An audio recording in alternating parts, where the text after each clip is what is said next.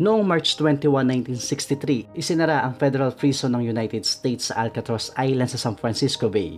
Ang Alcatraz ay kilala bilang maximum security prison kung saan ipiniit ang ilan sa mga notorious na kriminal ng United States gaya ni Al Capone at Robert Stroud na binansagan Birdman of Alcatraz.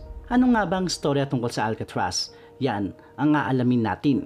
Pero bago natin simulan, kung bago ka pa lang sa channel natin, pindutin nyo na ang subscribe button, i-like ang video ito at i-click nyo na rin ang notification bell para updated kayo sa mga bagong video natin.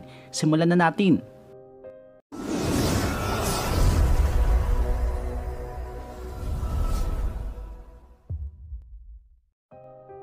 May sukat na 12 ektarya. Ang isla ng Alcatraz ay unang ginalugad ng explorer na si Juan Manuel de Ayala noong 1775. Tinawag niya ang isla na Isla de los Alcatrazes or may kahulugan na pelicans.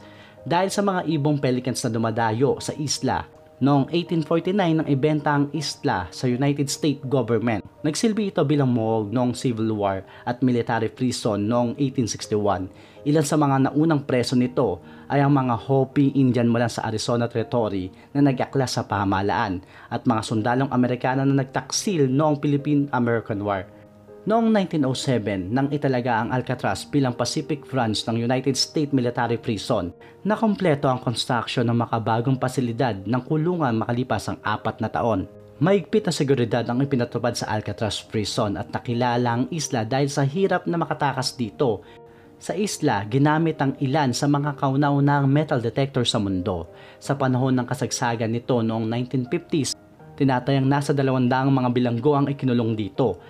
Kilala bilang The Rock of American Devil's Island, ilan sa mga kriminal na nakulong dito ay sina Frank Lucas Bolt, Al Capone, Robert Stroud, na kilala bilang Birdman of Alcatraz, Morton Sobel, Robert Linscomb, Ellsworth Johnson o Bumpy, at George Machine Gun Kelly. Noong May 1946 nang maganap ang Battle of Alcatraz kung saan ilang preso ang nagtangkang tumakas mula sa isla. Ang paglobo ng gastos sa pagpapanatili ng Alcatraz Prison ay humantong sa tuluyang pagsasara nito noong March 21, 1963 at 27 nalalabing preso ng isla ay inilipat. Ang 27 nalalabing preso ng isla ay inilipat na mga kulungan. Mula 1934 hanggang sa isarang Alcatraz Prison noong 1963, 36 na katawang sumubok sa 14 na tangkang pagtakas sa Alcatraz. Pero halos lahat sila ay nahuli o hindi nakaligtas sa pagtakas. Gayunpaman, may 3 lalaki ang sinasabing matagumpay na nakatakas.